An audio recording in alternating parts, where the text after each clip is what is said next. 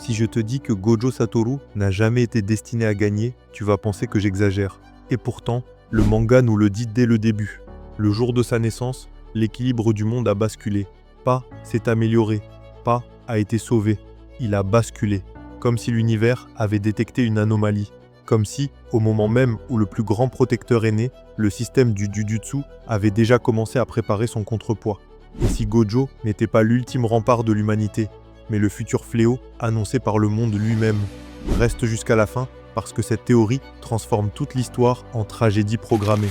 Dans Jujutsu Kaisen, les fléaux ne naissent pas du néant. Ils naissent des humains, de la peur, de la haine, de la rancœur. Et il existe une catégorie encore plus inquiétante, les fléaux vengeurs, des humains revenus après la mort sous forme de malédiction.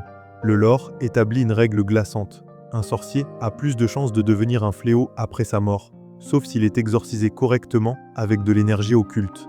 Autrement dit, le monde du Jujutsu ne supprime pas la haine, il la recycle. Et quand la pression est trop forte, le système récupère ceux qu'il a brisés. Le manga nous donne un exemple clair et indiscutable. Naoya Zenin.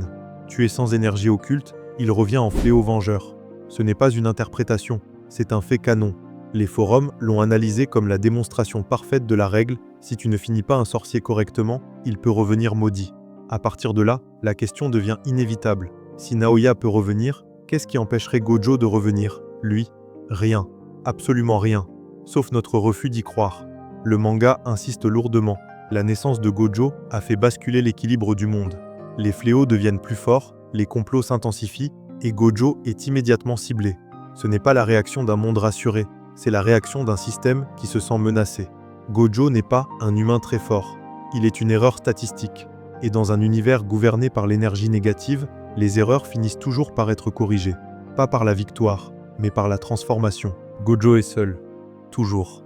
Trop fort pour être compris, trop dangereux pour être contredit. Il porte la sécurité du monde sur ses épaules, sans jamais pouvoir partager ce poids. Cette solitude n'est pas anodine. Elle est exactement le type de pression qui, dans Jujutsu Kaisen, maudit les fins. La rancœur n'a pas besoin d'être haineuse. Elle peut être silencieuse, amère, résignée. Et quand une telle pression explose, elle ne disparaît pas. Elle change de forme.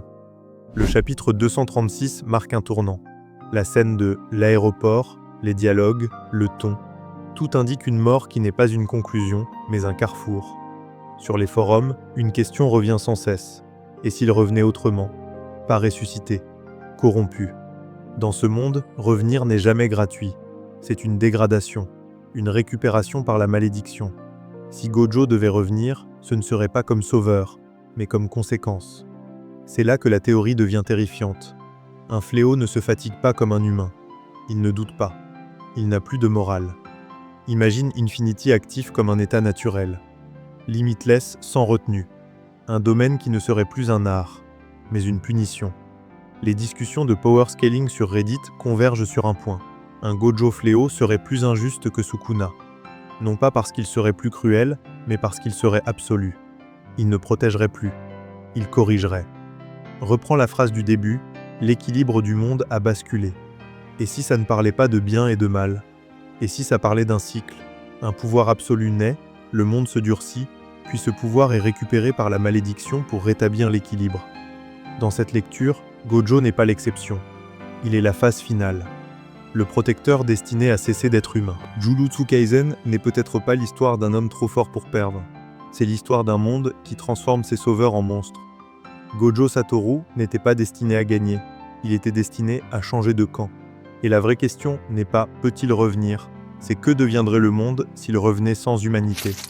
Si Gojo devait revenir comme fléau, il ne serait pas né de la haine, mais du devoir. D'un monde qui lui a tout demandé, puis tout repris. Et si cette idée te met mal à l'aise, c'est normal, parce que le message est simple. Dans Jujutsu Kaisen, le plus grand danger n'est pas Sukuna. C'est le système qui fabrique des monstres à partir de ses protecteurs. Dis-moi en commentaire si tu penses que Gojo devait tomber, ou si le monde du Jujutsu mérite sa vengeance.